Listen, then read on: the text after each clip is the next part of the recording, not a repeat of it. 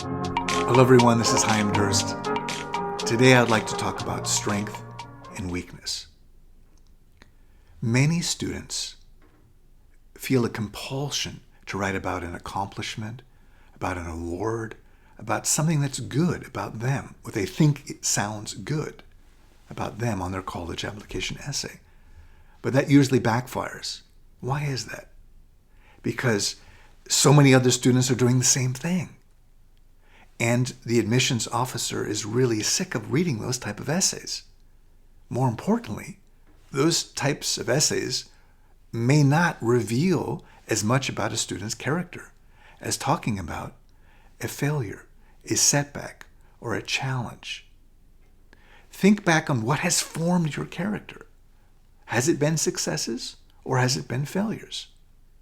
Just yesterday, dealt with a series of frustrations, a series of failures. That's what formed my character.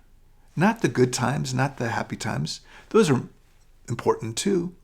But for the sake of a short essay, dealing with a success may not help you as much as dealing with a failure. And I'm going to talk about that a little bit more here and give an example. So let's talk about strength and weaknesses. The reader wants to know who you are and how you got that way. Keep that in mind whenever you are writing. Who am I? How did I get this way and who I desire to be? Well, those are good questions to ask at any stage in your life, but certainly when you're trying to reveal your identity to the reader. A setback, a failure, and a challenge will more likely demonstrate aspects of your identity than a success will. Touting a success, an accomplishment, which many students do, may not be as effective as discussing a failure or weakness. Most people mistakenly think they have to make themselves sound good. That's not the case. What students think makes them look good often shows their limitations. Keep in mind the whole admonition for the art of essay: when strong, act weak. If you have strength of confidence, of character, of intellect, of psyche, then it's okay to show vulnerability and weakness. It's students who are arrogant and are blustering and are trying to show off. Those are the students who come across to the listener, to the reader, as weak. I've read hundreds, probably thousands of essays touting students' strengths, awards, volunteer work, and I reject them all because they sound cliche and they really don't reveal much about a student's intellect, will, character. If I feel that way after reading thousands of essays over the course of 21 years, and the admissions officer, who's probably read thousands of essays that year, will feel that much more so.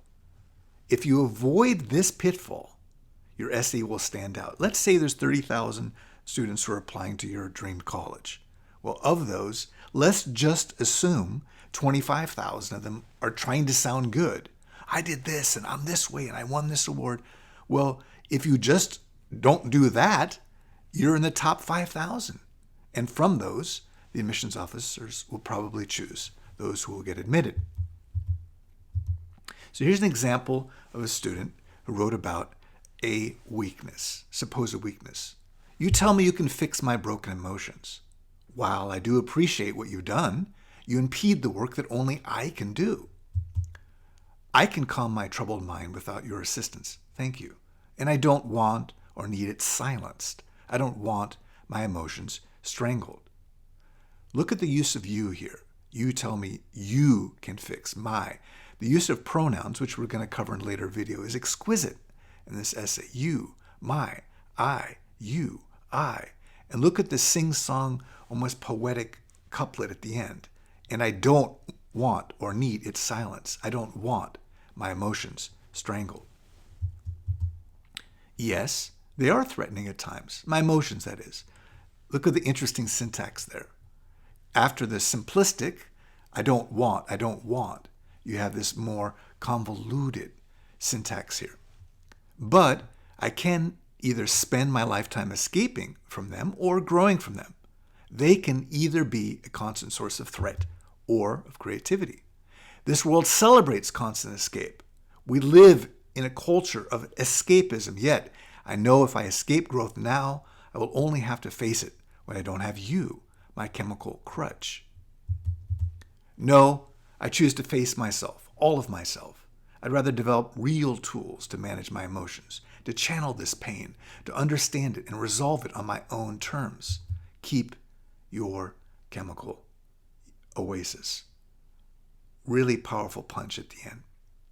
Look how it alternates from the practical to the philosophical, which again we're going to cover in a later video, the use of philosophical writing. Does the essay show strength? Yes, because it reveals self-knowledge, desire to grow, and vulnerability. Absolutely, it shows strength. Other techniques that we've discussed that this essay demonstrates were the use of a unique point of view. I didn't tell you, but the essay is written as a letter to a pill that the person is taking, where he's taking this pill and he's fighting with the chemicals that this pill is releasing. So it's one of the most unique points of view that I've ever encountered in an essay. The use of you, which we've talked about. It talks about secrets. There's conflict there. There's so much packed into this short essay. Don't try to sound good. It will backfire. An essay that demonstrates your growth through a struggle or failure is going to help you so much more than touting a success. You're going to impress the reader much more by talking about a failure. Doing so is a demonstration of your strength of character. One last caveat about issues of mental health. It's always tricky. Certainly, you don't want to raise red flags, but you want to convey your determination, your strength, and your character. So try to balance that. Right? We talked about balance in the previous video. So think about how you can balance your personal responsibility without raising red flags about your mental health. Just keep that in mind whenever you're talking about a weakness. So you can see from the example that we discussed, revealing a weakness, delving into something that you may not normally show other people, shows the reader such strength of character, such strength of will, such strength of intellect and psyche.